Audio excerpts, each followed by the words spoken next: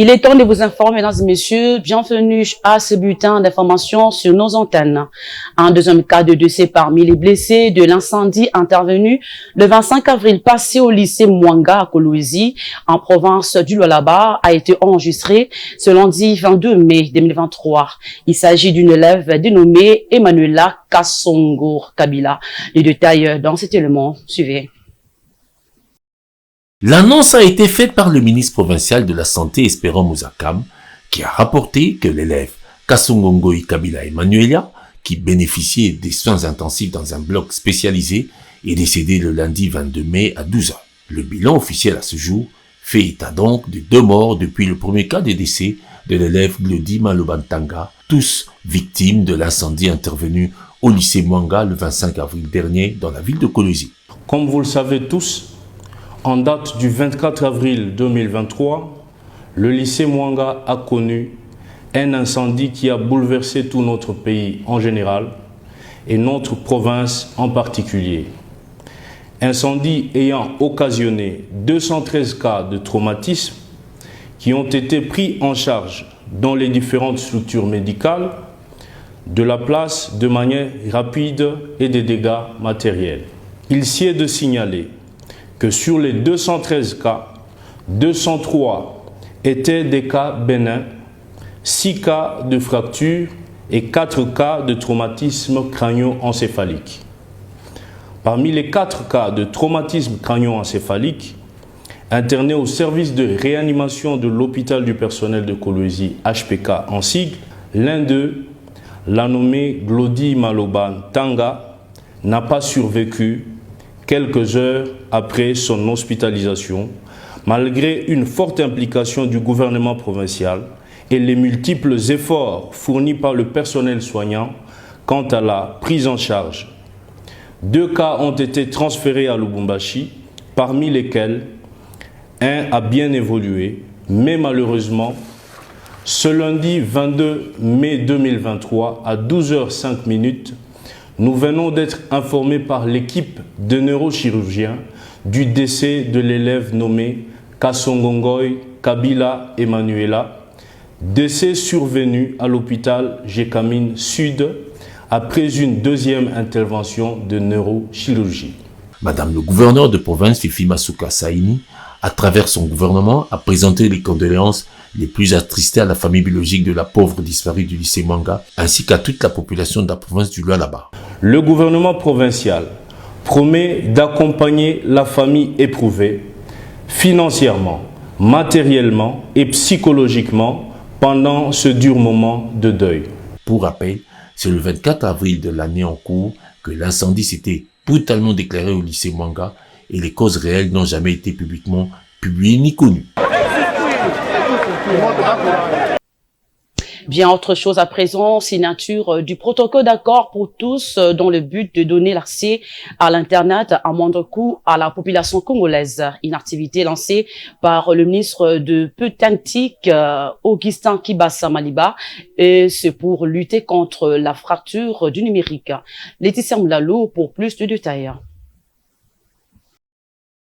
L'accès à l'Internet ne sera plus un luxe mais un droit pour tous les Congolais. Cela est possible grâce à la signature d'un protocole d'accord entre l'ONG Internet pour tous et l'Agence pour le développement du numérique ADN. Ce protocole d'accord signé permettra à des milliers d'écoles de se connecter gratuitement à l'Internet dans les mois qui suivent, et ce, dans le cadre du programme CAP 2030, une classe informatique multimédia connectée à chaque école de la République démocratique du Congo. Aujourd'hui, le lancement était pour dire que cette plateforme est déjà prête et qu'on va commencer bientôt à connecter et que ça va commencer bientôt à avoir des replays et que l'Internet va commencer à baisser.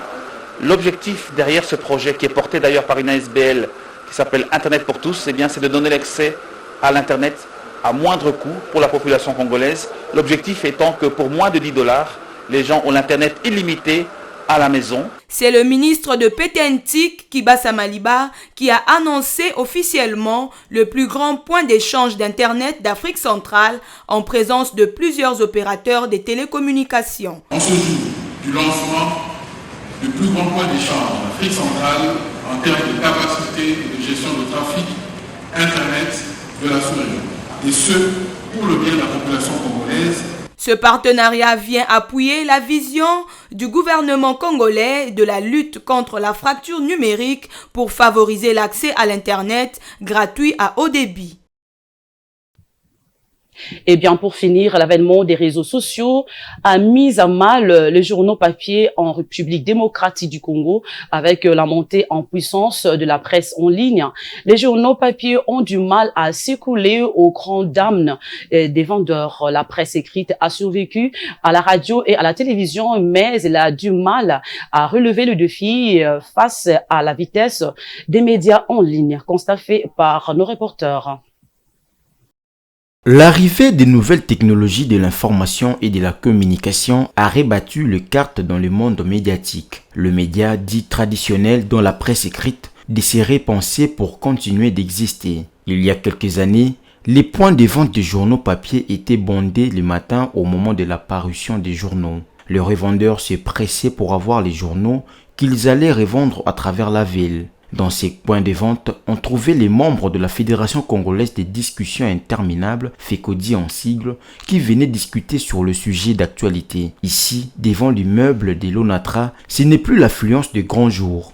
Certains nostalgiques conservent encore les vieilles habitudes. Moi,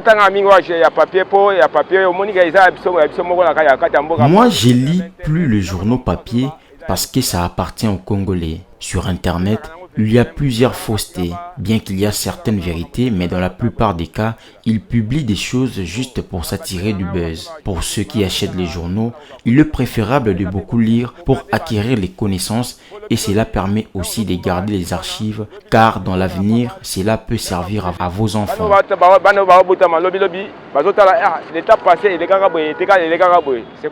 Malgré la montée en puissance de médias en ligne, la confiance dans le journaux papier n'a pas complètement disparu. Eli Chuma, lecteur des journaux papier, estime qu'ils sont plus faibles que les médias en ligne. Jomer vend les journaux papier devant l'immeuble ONATRA depuis plusieurs années. Il se souvient de la belle époque où il écoulait tous ses journaux. Aujourd'hui, ce n'est plus le cas. Selon lui, l'avènement de l'Internet a paralysé son commerce car plus d'un Congolais préfère lire les informations sur téléphone que venir acheter les journaux. Ce que nous lisons dans nos journaux écrits, qui peut-être dans les réseaux sociaux est en fait présenté autrement. Et de cela, moi, de ma part, je suis plus d'accord avec nos journaux qu'avec les réseaux sociaux. À l'heure du numérique, l'information circule vite et la quête de la première dame le pion à la presse traditionnelle. Benjamin préfère la presse en ligne pour sa rapidité. Je suis tout le temps avec mon téléphone, donc je dois m'informer de tout ce qui se passe, qu'est-ce que l'autre a publié, parce que vous savez, les médias en ligne, c'est vraiment l'information en temps réel. L'avènement des médias en ligne a mis en mal les journaux papier. Les secteurs peinent à se refaire une santé. Junior Béa est éditeur du journal La Transparence. Il reconnaît cette perte de vitesse, d'autant plus que ses ventes ont également chuté. La presse papier a au moins un retard dans l'apparition.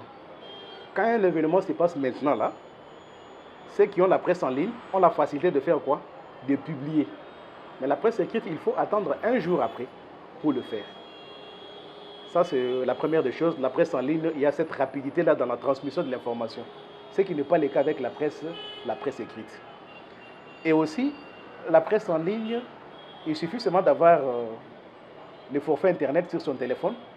Vous avez accès aux articles publiés.